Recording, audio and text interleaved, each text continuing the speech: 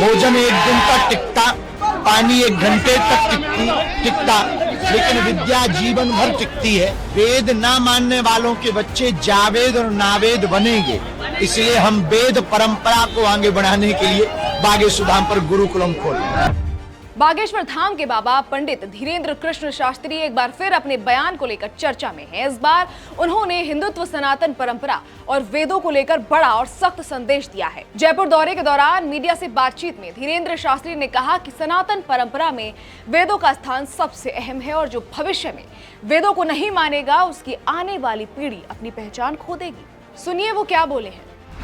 बागेश्वर धाम पर वेद विद्या के प्रचार प्रसार के लिए गुरुकुलम की स्थापना करवाई जाएगी। भोजन 1 दिन तक टिकता, पानी 1 घंटे तक टिकता, लेकिन विद्या जीवन भर टिकती है और भविष्य में वेद ना मानने वालों के बच्चे जावेद और नावेद बनेंगे, इसलिए हम वेद परंपरा को आगे बढ़ाने के लिए बागेश्वर धाम पर गुरुकुलम खोले। धन्यवाद।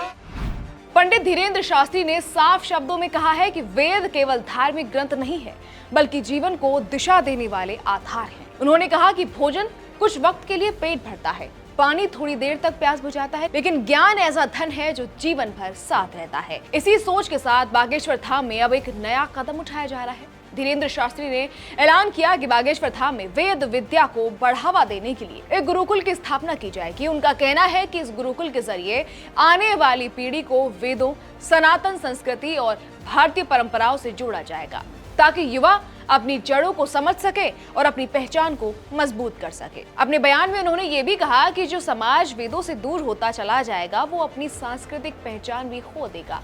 इसी संदर्भ में उन्होंने कहा कि भविष्य में वेदों को न मानने वाले लोग अपनी परंपरा से कट जाएंगे, इसलिए वेदों की शिक्षा को फिर से समाज के केंद्र में लाने की जरूरत है। जयपुर पहुंचते ही बागेश्वर धाम के बाबा का जोरदार स्वागत किया गया।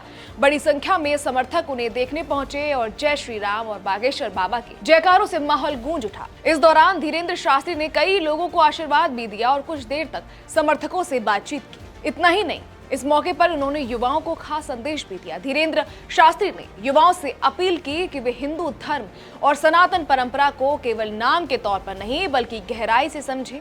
उन्होंने कहा कि आज जरूरत इस बात की है कि युवा अपनी संस्कृति को जाने, समझे और इसकी रक्षा में योगदान दे। उन्होंने ये भी कहा कि देश को जातिवाद से ऊपर उठकर राष्ट्रवाद की ओर बढ़ना चाहिए। उनका कहना था, आने वाला समय टकराव का नहीं बल्कि सनातन मूल्यों के साथ एकजुट होकर आगे बढ़ने का है। उन्होंने कहा कि अब समाज में खींचतान नहीं बल्कि सनातन सोच के साथ आगे बढ़ने की जरूरत है।